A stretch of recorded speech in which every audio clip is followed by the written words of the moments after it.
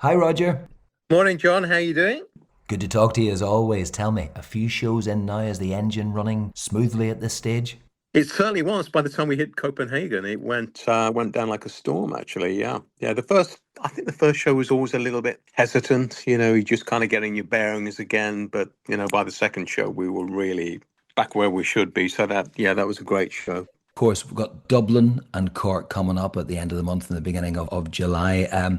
The last time you played Dublin, I remember it was such a great night. I would advise anybody listening to us now, if you haven't seen Duran Duran before, go because you will leave with a smile on your face at the end. Oh, it was amazing. Yeah, yeah. Just a little bit more energy in the audience, kind of like a step up. It's just like it's a slightly different level. So we do love playing there, and just hoping on the good weather. Yes, of course. Interested to see. I was talking to John the other day, and I mentioned that if we were talking singles for a set list, that I'd love to see All She Wants Is back in there. I see there's a kind of a Night Runner All She Wants Is mix, yeah? Exactly, yeah. It's a kind of little. It's not very long, but it's just like it goes from Night Runner into all she wants. I'm loving that actually. I think it's quite nice sometimes to just drop kind of little nuggets in, that people haven't heard for a while, just to kind of fresh, keep it fresh. But that's been going down really well. I'm glad, yeah. It's funny, when I think about drummers as such in general, it sort of dawns on me sometimes, it's such a physical thing to be a drummer. I mean, you're really putting a shift in there, aren't you? Tell me about it. Yeah, I mean, luckily, I feel that I've managed to stay fit enough to do it. I know a lot of drummers that have had to retire at different points because of ankle problems or wrists or carpal tunnel syndrome. But I'm very lucky that I think I've inherited my dad's genes. Actually, my dad was recently 90 Right. and he's still riding a mountain bike. So Wow. that's a very good sign. That's a very good sign, Uh, yeah. so hopefully the genetics will keep me going for a bit longer. I mean, I remember seeing Charlie Watts when he was 64. I went to see the Stones at Twickenham, Yeah. and Charlie was great. He was amazing. And afterwards, I said, God, how does he still do that at 64? I mean, that's incredible to play the drums for nearly 2 hours. 64. You've got to be kidding me. Yeah. And now here I am, a little bit older than that actually, and I'm still doing it. So yeah, I think just very fortunate that I can still do it, and I think we all feel like that way that we'll keep doing it as long as the universe is happy for us to do that. That we keep fit, that we keep our audience, that we still enjoy it. Of course. I mean, there are a lot of beat keepers, shall we say, around in the music industry, but you put in a lot of sort of colors and textures, which I really like into tracks. I'm a bit of a sucker, Roger, for drum fills, and All right. so sometimes less is more. I mean, there's a couple I could point out. For example, I'm getting granular here, but there's a little three beat sort of fill into the xylophone solo on Last Chance in the Stairway. I know it.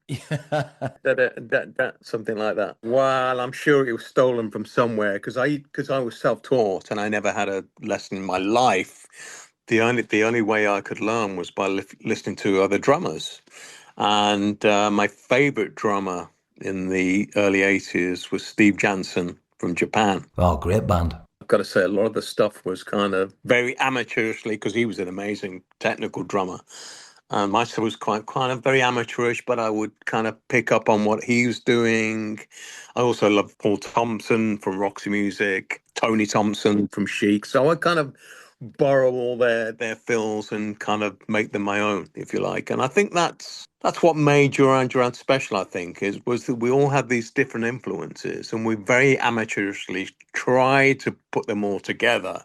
And it came out with music that was very obviously Duran Duran. It didn't sound like anybody else. I mean, I heard "Hungry Like the Wolf" on the radio. I was in America in the back of a car, and that came on. I thought this couldn't be any other band. This Yeah. just sounds. It was so individual, and I think it was because we had so many diverse influences that we were pulling on as well. Like Andy was the rock man, and Nick was, he was the electronics man. John and I wanted to go down the funky direction. Simon loved the Doors. So we kind of pulled all these different influences together, and somehow this made this fabric that was very unique in its own way.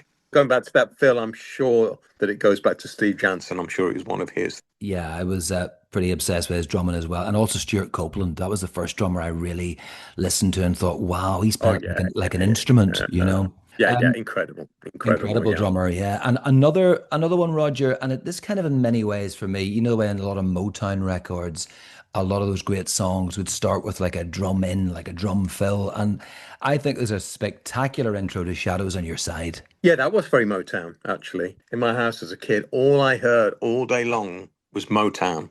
I had an older brother that was a Motown fanatic, and my parents liked it as well. Actually, they liked a bit of Motown.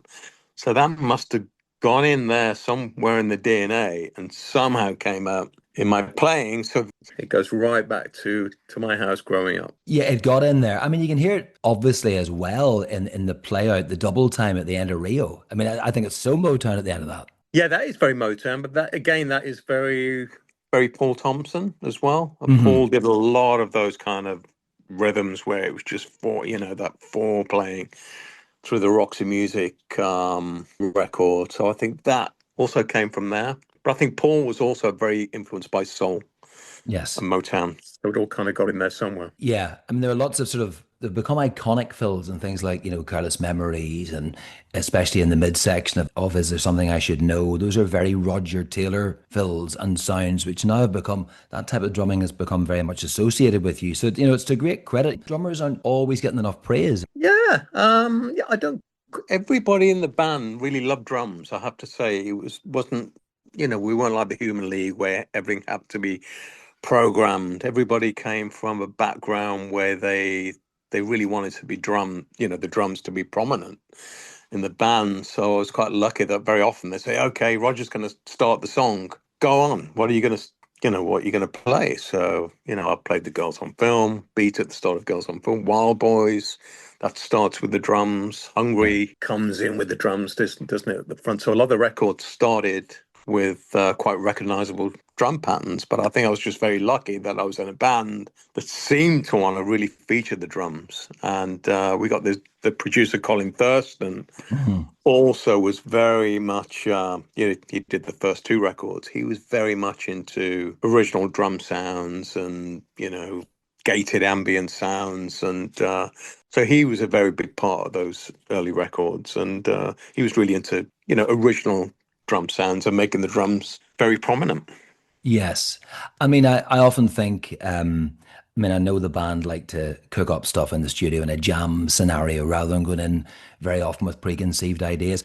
I mean, that warm up that you do backstage with John and Dom, I always think that something's bound to come out of that if it hasn't already. I'm not quite sure if anything has come from that. We have got a collection of material actually, because we often record it, and do have this bank of material that has come from that room, which we keep saying we are going to develop one day, and sometimes we'll spend a day or two working on it, but then it kind of gets put back in the filing cabinet. But it's a great thing to have, though, because often when you get somewhere and it's a really important gig, and all the families have turned up, and all the friends have turned up, and they're all backstage before the show, and they want to talk to you, but John and I and Dom can just kind of slip out and go into our little room, close the door, and it really kind of focuses the mind as much as Yes. what we do physically. So it's something that we couldn't kind of live without. Actually, now it's something that's very important to our pre-show preparation. And I think John had gone to see the Chili Peppers at some point, and he went backstage and he noticed that they'd got a little jamming room at the back, and he thought, "Oh, wow, that's cool. We've got to have that." So he came back with this idea that we should have the jamming room. They also had a meditation tent, by the way, which we didn't take that idea. We just took the drum room idea, and it's really worked well for us actually. No, definitely. Moving on to other things, Roger. I mean, and this would be, I was thinking about things that you might take on tour, you know, books to read, you know, albums to listen. I think you and I think I'm right in saying we share a favorite Bowie record. I mean, Bowie's my favorite musician of all time. I'm a massive fan of Low. I think you are too, aren't you? Oh, me too. Yeah, my favorite. That really wrote the book for me on drumming. Low. Mm. It was Dennis Davis, and it was just such a diversion from there were people were playing in the 70s. It was very simple, very groove orientated. It had that really original drum sound that you'd recognize as soon as you heard it. And that, yeah, that really, because I was going from punk and I was trying to find somewhere to go after being really a punk player because I'd just been in punk bands. Yeah. And I heard low and I thought, wow, that's where drumming's going. That's the direction. And I was a big fan of the stage record as well around Yes. that time, the live album. I loved the playing on that. So that kind of showed me where to go after punk, really. I also love Simple Minds and Ultravox, all those post-punk bands that were doing something a little bit different. But it was Bowie, really, that led the post-punk charge for me. Yeah, absolutely. I mean, I think Dennis Davis played on loads of the records. I mean, Lodger is another great example of interesting drum sounds and what a great album that is Yeah, too. yeah, yeah, definitely. I'm going to do a couple of deep cuts. So let's take one off Rio, which is a song. It's probably up there, I reckon, in among all the Duran work, and that is New Religion. Oh, wow. Well, I think we definitely came up with the idea at studios at Manchester Square, where EMI was based, and I don't know what the inspiration behind that track was actually. I mean, to me, again, it sounds totally original and totally Duran. Um, it's not something that I could compare to another artist or record. I think it's quite unique. And I think it was based around the groove that John and I came up with. We came up with, again, it was a kind of Bowie-esque stay kind of vibe that we wanted to create. And I think the song just very quickly came together from that groove that John and I were playing. But when I listen back, I think it's too fast actually. Oh, really? And whenever we've played it since, yeah, whenever we played it since, we've kind of taken the tempo down because I think we actually recorded it a little bit. It was a bit frantic, Okay. and and Simon is very happy because it actually now means that he can get his words out quick enough because it was that like 20 something year old kids, eager, wanted to, play everything so fast. But that's the only thing wrong with it for me. I think the tempo is just a little bit high. But apart from that, I think one of our great kind of darker sounding records, and I love the guitar on it. Amazing guitar all the way through that song. Yes, I love the carnival version of it because you can really hear the groove stripped down at the start, Yeah, particularly. yeah, yeah, yes, yeah, Really yeah. good. I agree. Another one, again from a drumming point of view, probably Roger in this one because there's so much going on in this, and it's a subtle track though. The Seventh Stranger. Wow, that took some writing, that song. Oh my word. We were down in the south of France we had the Rolling Stones mobile studios down there. So, and we kind of rented it for the whole uh, 2 or 3 months. So we were down there. So time was of no essence. And that track went through so many different variations, particularly the top lines. I can't remember what it was called, something else, but I can't quite remember what it was called Mhm. originally.